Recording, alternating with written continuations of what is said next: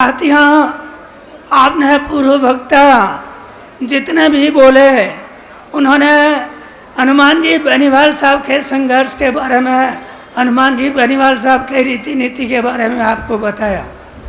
हनुमान जी बेनीवाल साहब ने जब राष्ट्रीय लोकतांत्रिक पार्टी का गठन किया, जब इन्होंने संकल्प लिया था कि प्रदेश के अंदर जो ये व्यवस्था है, जो भ्रष्ट व्यवस्था है, इस व्यवस्था को परिवर्तन करना है, इस व्यवस्था को उखाड़ फेंकना है, इस संकल्प के साथ में इन्होंने पार्टी बनाई थी।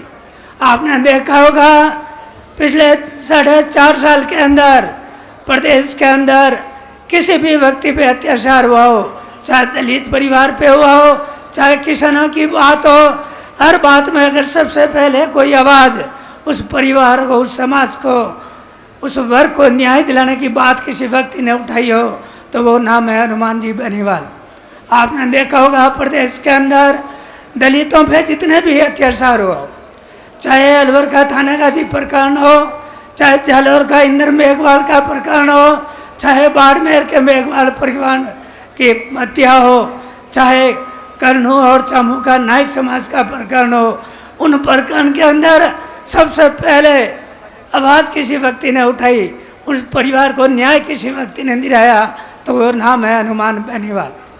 आपने देखा होगा कल यहाँ भीलवाड़ा के अंदर वो सभी लोग जो बजरी माफिया के नीचे काम करने वाले, जनता का शोषण करने वाले, जनता की खुद के खेत की और खुद के गांव की बजरी को लूट के ले जाने वाले लुटेरों ने प्रदर्शन किया था।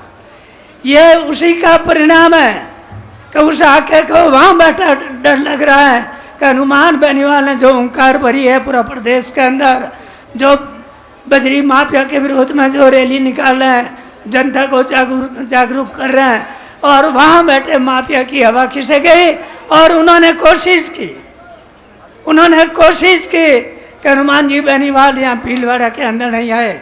लेकिन आप सभी लोगों की उपस्थिति यह बता रही है कि उन चोरों की आवाज़ पे आपने ध्यान नहीं दिया। आपने हनुमान बेनीवाल जो लोगों को न्याय दिलाने की बात करते हैं, लोगों को शोषण मुक्त करवाने की बात करते हैं, उनके साथ रहने की आपने बात की।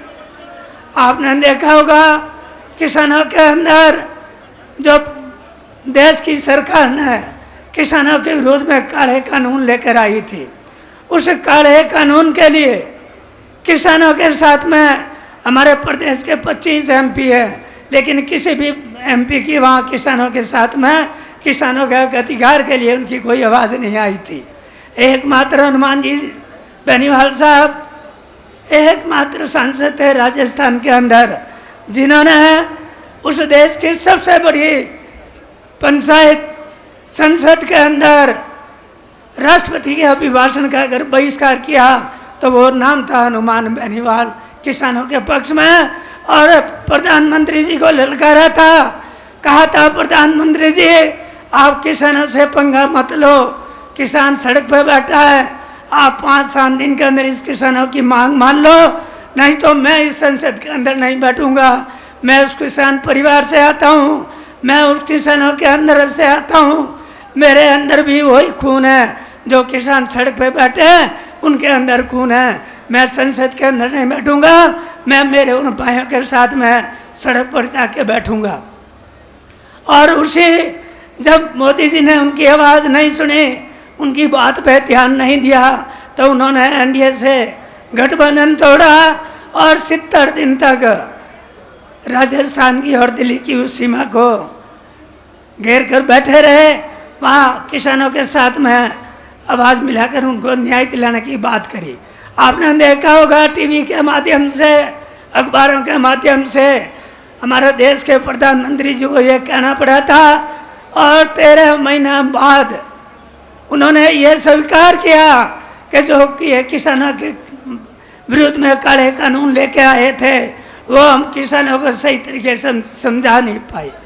बड़ी विडम्बना है, देश के प्रधानमंत्री को ये कहना पड़ा कि मैं देश के किसानों को ये काले कानून समझा नहीं पाया।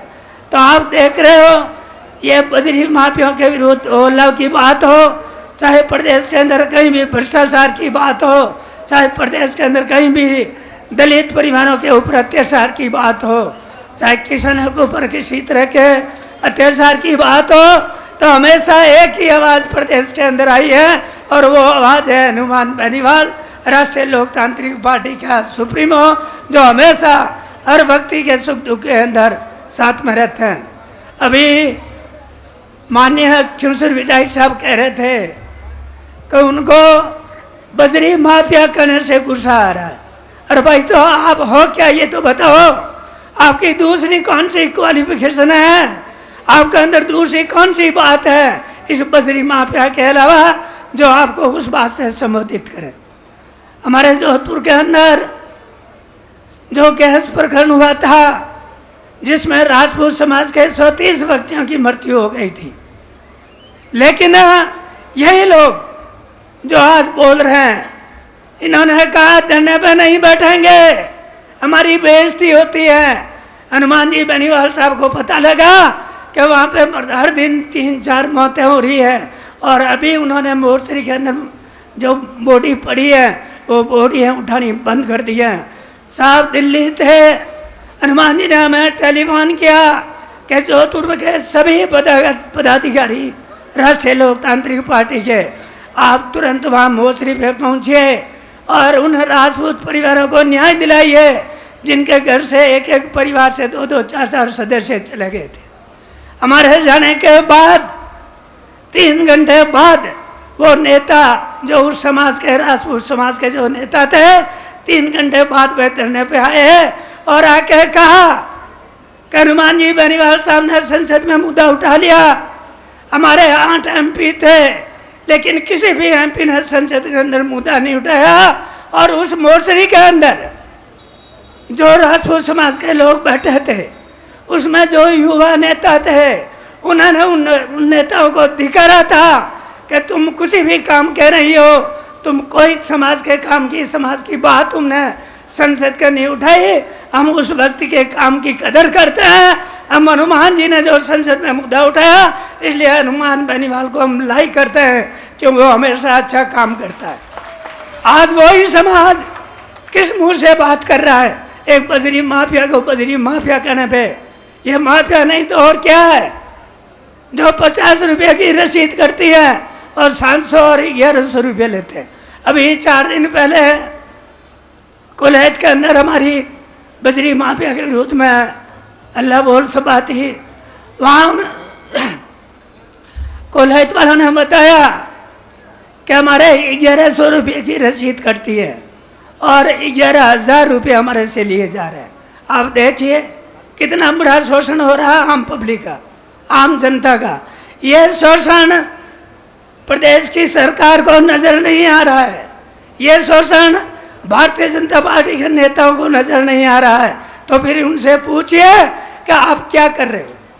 हमारे साथ में इतना बड़ा अत्याचार हो रहा है, हमारा हर पग पग पे शोषण हो रहा है, गरीब को न्याय नहीं मिल रहा है, दलित को न्याय नहीं मिल रहा है, तो आप किस बात के दलितों और गरीबों से वोट मांग रहे हैं?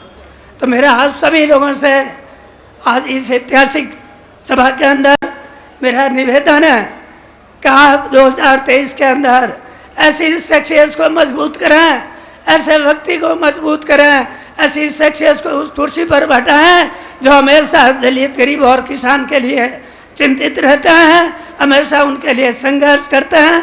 और आप सभी लोग आज ये संकल्प लेके जाएं कि 2023 के अंदर राष्ट्रीय लोकतांत्रिक प्रत्याशी जहाँ जिस क्षेत्र में भी आए हैं आपको 2 ही चीज़ याद रखनी है, हनुमान बेनीवाल का नाम याद रखना है और पानी के बोतल का निशान याद रखना है। और आपको 2023 के अंदर राष्ट्रीय लोकतांत्रिक पार्टी की सरकार बनानी है। इस संकल्प के साथ में आप सभी लोग जाएं और आप पुनः आप सभी लोगों का बहुत बहुत धन्यवाद। बरसाती हम 4 दिन से यहाँ थे, बरसात की, और इधर जो ये भू माफिया है, बजरी माफिया और इनके जो यहाँ नेता जो इन्होंने पाल रखे हैं, इन्होंने पिछले 4 दिन से लोगों को रोकने के पूरे प्रयास किए। कल हम ग्रामीण क्षेत्र में थे। माननीय खिंसर MLA साहब, नारायण जी बेनीवाल साहब, हम दोनों थे। रास्ते में हमारे साथ में डीजे था।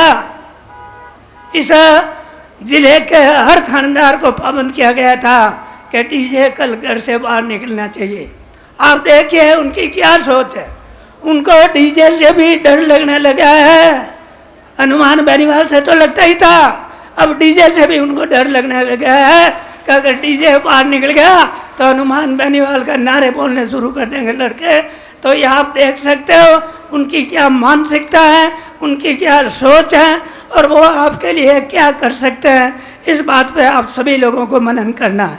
पुनः आप सभी लोगों को बहुत बहुत धन्यवाद, बहुत बहुत आपका आभार। जय हिंद, जय भारत, जय भीम।